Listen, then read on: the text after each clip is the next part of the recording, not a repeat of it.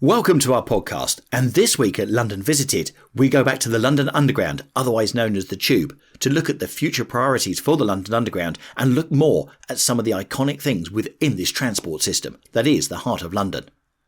My name is Steve, and each week I'll bring to you the facts, history and information about different parts of this great capital. If you've been to London, are planning on visiting, live here or just love London from afar, then this is the podcast for you. Don't forget also to visit our YouTube channel, London Visited, to see videos covering this place and so many others across London. And now, to this week's podcast. Part 2 of the London Underground story. Now we'll look ahead at proposed improvements and expansions. Line extensions. The Northern Line extension to Battersea Power Station. The Northern Line is being extended from Kennington to Battersea Power Station via 9 Elms, serving the Battersea Power Station and 9 Elms development areas.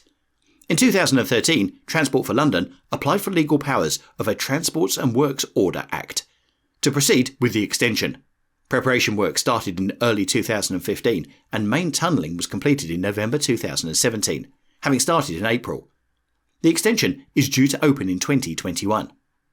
Provision will be made for a possible future extension to Clapham Junction by notifying the London Borough of Wandsworth of a reserved course under Battersea Park and subsequent streets. The Croxley Rail Link. The Croxley Rail Link involves rerouting Metropolitan Line's Watford branch from the current terminus at Watford over part of the disused Croxley Green Branch line to Watford Junction, with stations at Casterbridge, Watford Vicarage Road and Watford High Street, which is currently only part of London Overground. Funding was agreed in December 2011 and the final approval for the extension was given on the 24th of July 2013, with the aim of completion by 2020. In 2015, TfL took over responsibility for designing and building the extension from Hertfordshire County Council, and after further detailed design work concluded that an additional £50 million would be needed. As of now, the project is on hold, awaiting additional funding. The Bakerloo Line extension to Lewisham. In 1931, the extension of the Bakerloo Line from Elephant and Castle to Camberwell was approved, with stations at Albany Road and an interchange at Denmark Hill. With post-war austerity, the plan was abandoned. In 2006, Ken Livingstone, the then Mayor of London, announced that within 20 years Camberwell would have a tube station. Plans for an extension from Elephant and Castle to Lewisham, via the Old Kent Road and New Cross Gate, are currently being developed by Transport for London, with possible completion by 2029. Bakerloo Line extension to Watford Junction. In 2007, as part of the planning for the transfer of the North London Line to what became the London Overground, TfL proposed re-extending the Bakerloo Line to Watford Junction. Central Line extension to Uxbridge. The London Borough of Hillingdon has proposed that the Central Line would be extended from West Ruislip to Uxbridge via Ickenham, claiming that this would cut the traffic on the A40 in the area. Euston to Canary Wharf. According to the new civil engineer, the Canary Wharf Group has suggested the construction of a new rail line between Euston and Canary Wharf. The proposal is being considered by the government. New trains for deep-level lines. In mid-2014, Transport for London issued a tender for up to 18 trains for the Jubilee Line and for up to 50 trains for the Northern Line. These would be used to increase frequencies and cover the Battersea extension on the Northern Line. In early 2014, the Bakerloo, Piccadilly, Central and Waterloo and City Lines rolling stock replacement project was renamed New Tube for London, NTFL, and moved from the feasibility stage to the design and specification stage. The study showed that, with new generation trains and re-signalling, the Piccadilly line capacity could be increased by 60%, with 33 trains per hour, at peak times by 2025. Central line capacity increased by 25%, with 33 trains per hour at peak times by 2030. The Waterloo and City line capacity increased by 50% by 2032, after the track at Waterloo Station is remodelled. Bakerloo line capacity could be increased by 25% with 27 trains per hour at peak times by 2033. The project is estimated to cost £16.42 billion. A notice was published on the 28th of February 2014 in the Official Journal of the European Union, asking for expressions of interest in building these trains. On the 9th of October 2014, TfL published a shortlist of those: Alstom, Siemens, Hitachi, CAF and Bombardier, who had expressed an interest in supplying 250 trains, for between £1 billion and £2.5 billion. And, on the same day, opened an exhibition with the design by Priestman Good. The fully automated trains may be able to run without drivers, but the ASLEF and RMT trade unions that represent the drivers strongly oppose this, saying it would affect safety. The invitation to tender for the trains was issued in January 2016.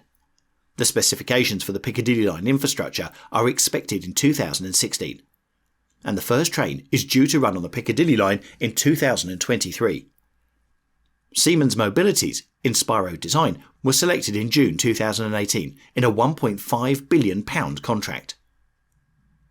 Ticketing.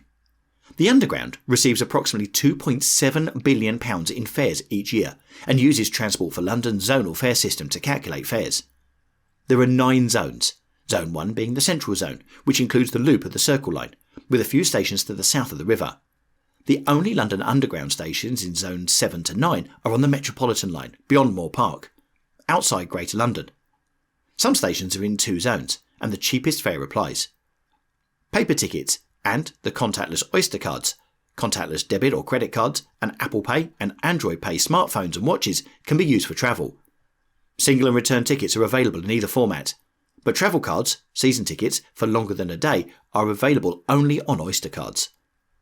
TfL introduced the Oyster card in 2003.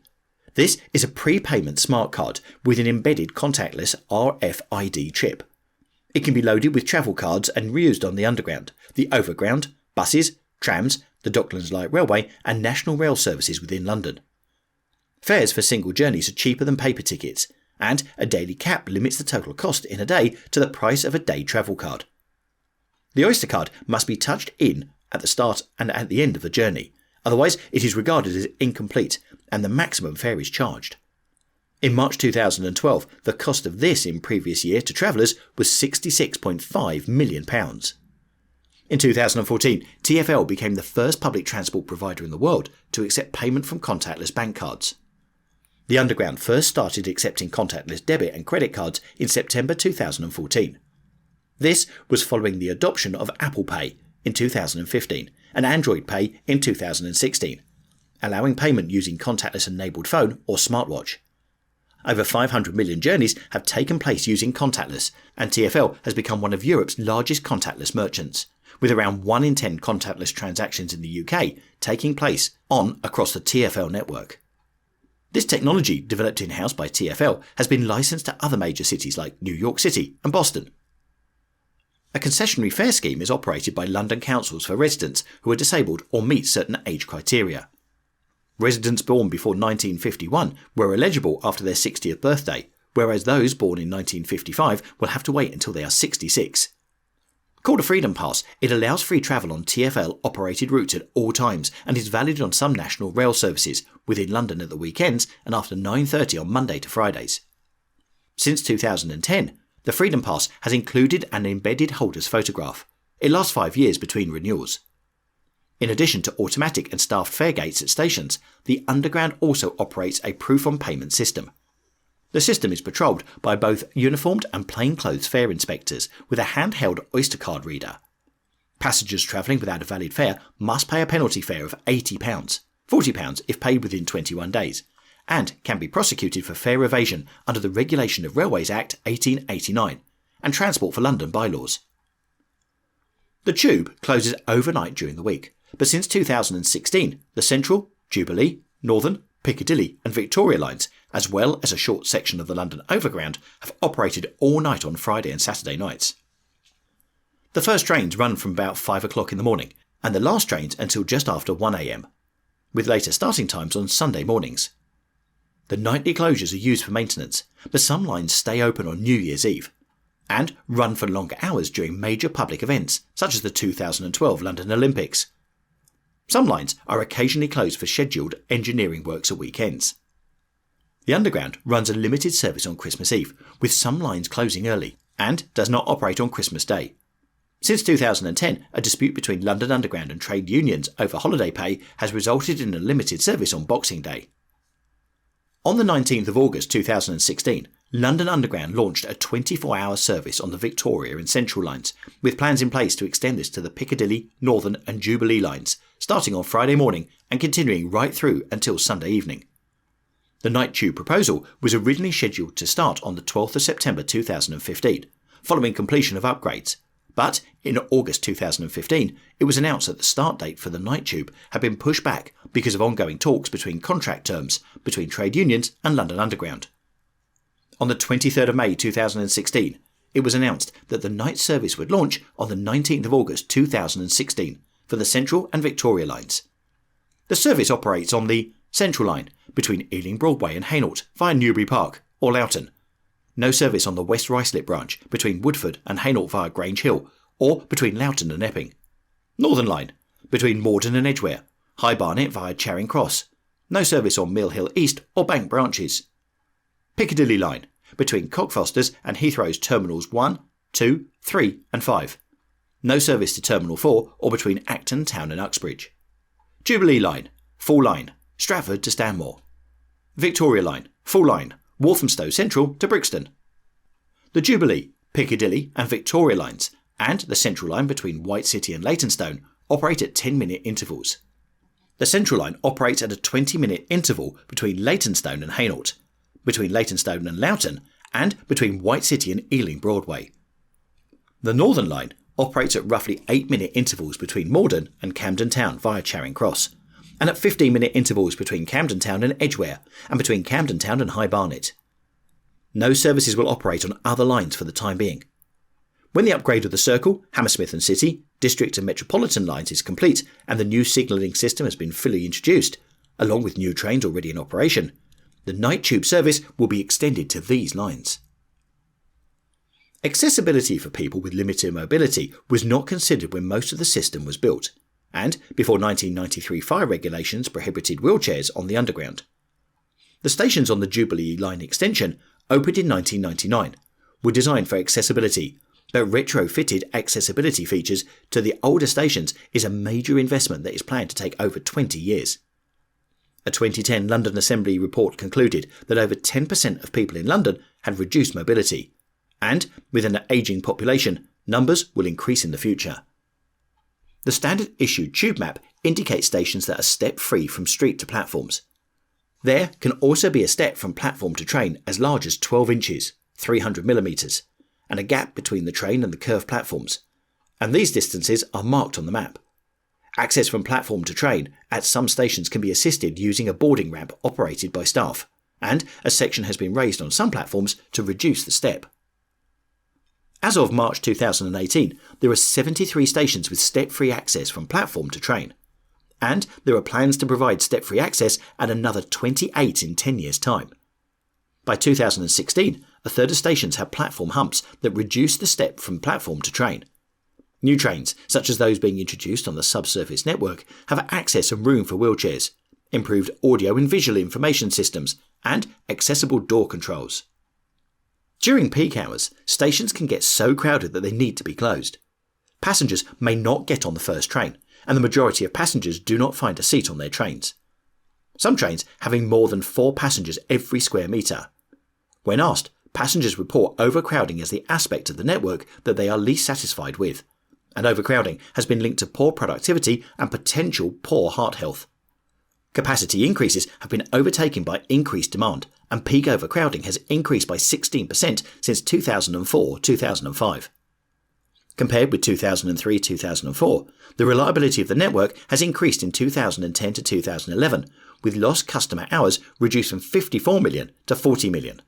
Hi there, and thanks so much for listening to this podcast on the history of London. And if you're enjoying this, please don't forget to give it a thumbs up on YouTube. Now, if you want to get more involved with London Visited, don't forget you can join us as a member by going to patreon.com/London Visited with so many different benefits. Or you could purchase a 4K photograph of London from our website, londonvisited.co.uk, both of which support us and keep the channel going. Once again, thanks for listening. And now, back to the podcast. Passengers are entitled to a refund if their journey is delayed by 15 minutes or more due to circumstances within the control of TfL. And in 2010, 330,000 passengers of a potential 11 million tube passengers claimed compensation for delays. Mobile phone apps and services have been developed to help passengers claim their refund more efficiently. The Tube Challenge is a competition for the fastest time to travel all the London Underground stations, tracked by the Guinness World Records since 1960. The goal is to visit all the stations on the system, but not necessarily using all the lines.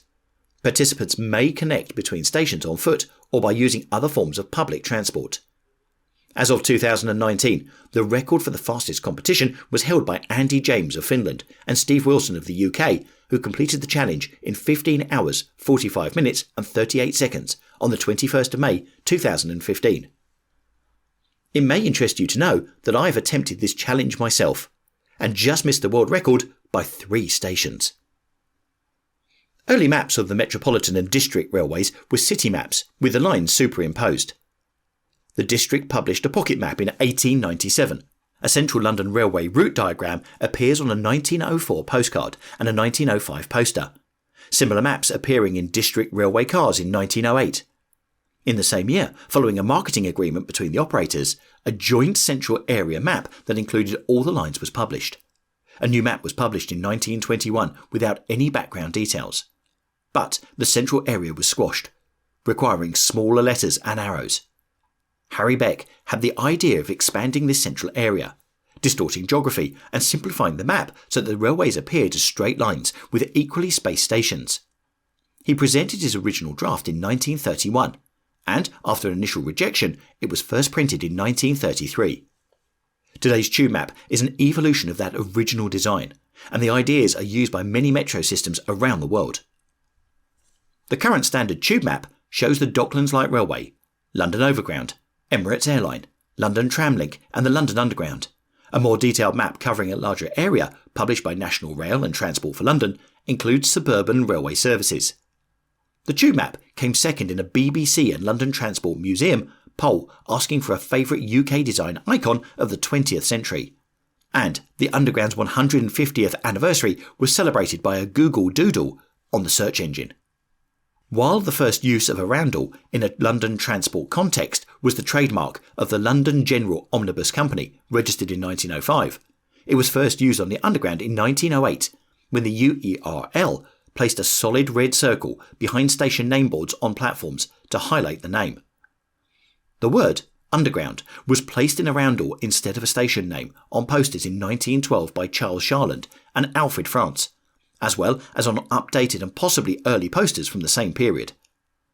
Frank Pick, impressed by the YMCA symbol, thought that the solid red disc cumbersome and took a version where the disc became a ring from the 1915 Charland poster and gave it to Edward Johnson to develop, and registered the symbol as a trademark in 1917.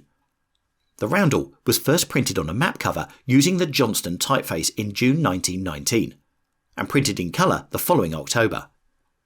After the UERL was absorbed into the London Passenger Transport Board in 1933, it used forms of the roundel for buses, trams and coaches, as well as the Underground.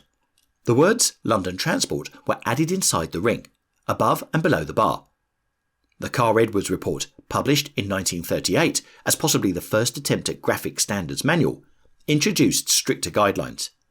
Between 1948 and 1957, the word Underground in the bar was replaced by London Transport. As of 2013, forms of the roundel with different colours for the ring and bar is used for other TfL services, such as London Buses, Tramlink, London Overground, London River Services and the Docklands Light Railway. Crossrail will be identified with a roundel. The 100th anniversary of the roundel was celebrated in 2008 by TfL commissioning 100 artists to produce works that celebrate the design. 70 of the 270 London Underground stations use buildings that are on statutory list of buildings of special architectural or historical importance, or historic interest, and 5 have entrances in listed buildings. The Metropolitan Railway's original 7 stations were inspired by Italianate designs, with the platforms lit by daylight from above and gaslights in large glass globes.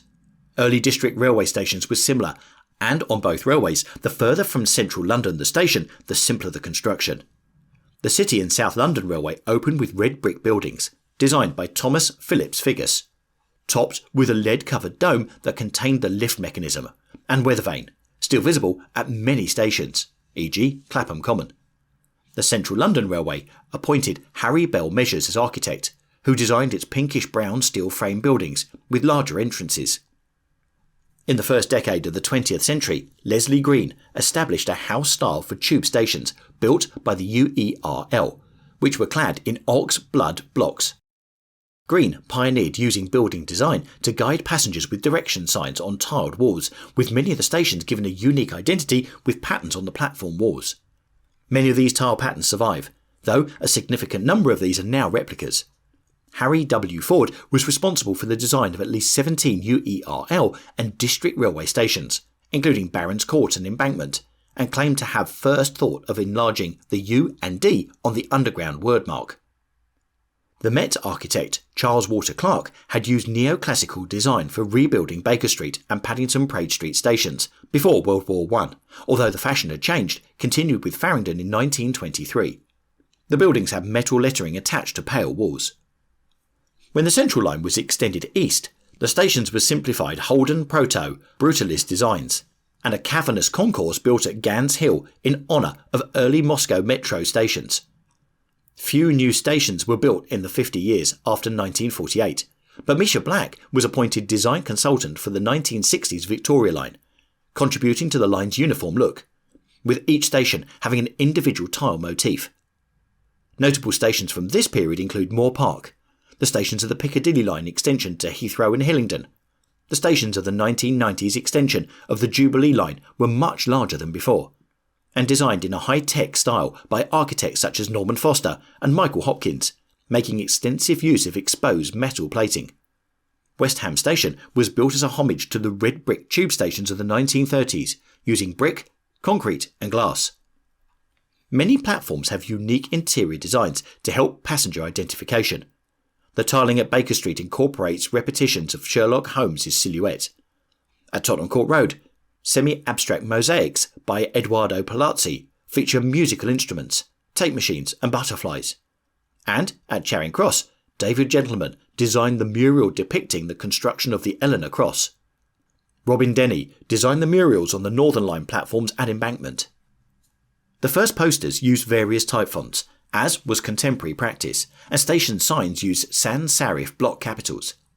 The Johnson typeface was developed in upper and lower case in 1916, and a complete set of blocks, marked Johnson Sans, was made by the printers the following year. A bold version of the capitals was developed by Johnson in 1929. The Met changed to a serif letter form for its signs in the 1920s, used on the stations rebuilt by Clark. Johnson was adopted system-wide after the formation of the LPTB in 1933, and the LT wordmark was applied to locomotives and carriages. Johnson was redesigned, becoming New Johnson, for photo typesetting in the early 1980s, when Elicho Keno designed a range that included light, medium and bold, each with its italic version. The typesetters, P22, developed today's electronic version, sometimes called TFL Johnson, in 1997. Early advertising posters used various letter fonts. Graphic posters first appeared in the 1890s, and it became possible to print colour images economically in the early 20th century. The Central London Railway used colour illustrations for their 1905 poster, and from 1908 the Underground Group under Pick's direction used images of country scenes, shopping and major events on posters to encourage the use of the tube. Pick found he was limited by the commercial artists the printers used, and so commissioned work from artists and designs. The Johnson Sans letter font began appearing on posters from 1917. The Met, strongly independent, used images on timetables and on the cover of its Metroland guide that promoted the country it served for the walker, visitor and later the house hunter. By the time London Transport was formed in 1933, the UERL was considered a patron of the arts, and over 1,000 works were commissioned in the 1930s, such as the cartoon images of Charles Barton, and Kafer's later absence cubist and surrealist images. Harold Hutchinson became London Transport's publicity officer in 1947, after World War II and nationalisation, and introduced the pair poster, where an image on the poster was paired with text on another. Numbers of commissions dropped to 8 a year in the 1950s and just 4 a year in the 1970s, with images from artists such as Harry Stevens and Tom Elkersley. Art on the Underground was introduced in 1986 by Henry Fitzhugh to revive London Transport as a patron of the arts, the Underground commissioned 6 works a year, judged first on artistic merit. In that year, Peter Lee, Cilla Littleton, and a poster by David Booth, Malcolm Fowler and Nancy Fowler were commissioned.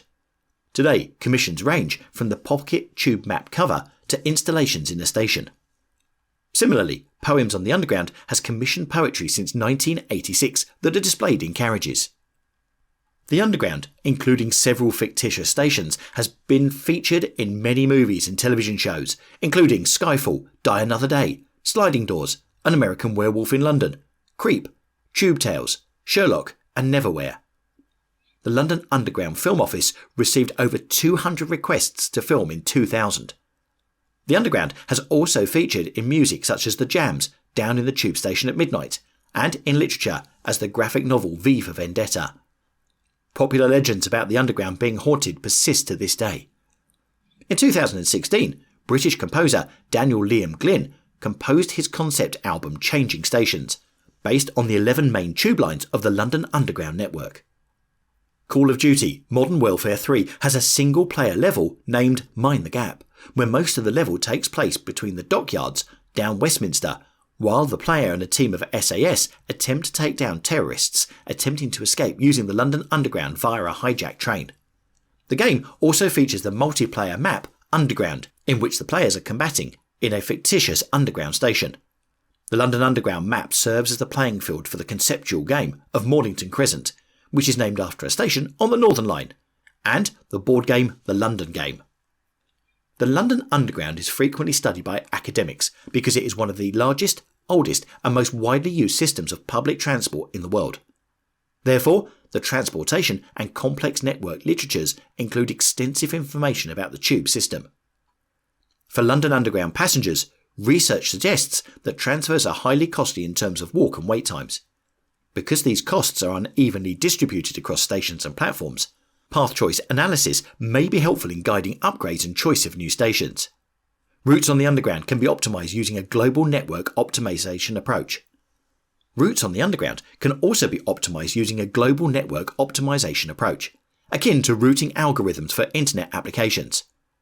Analysis of the Underground as a network may also be helpful for setting safety priorities, since the stations targeted in the 2005 London bombings were amongst the most effective for disrupting the transportation system. Since its beginnings in the 19th century, the tube network has evolved massively. I hope you've enjoyed our in-depth look at the London Underground and have enjoyed Part 1 and Part 2. Whatever podcast service you use to listen to this, please do subscribe to get updates on new shows, and also please leave us some feedback. Please let me know any places you'd like us to feature in future podcasts by emailing me directly on londonvisited@gmail.com or by contacting us on Twitter and Instagram @LondonVisited or on Facebook @The London Visited. Thanks for listening and really hope you enjoyed our podcast, and we'll see you soon.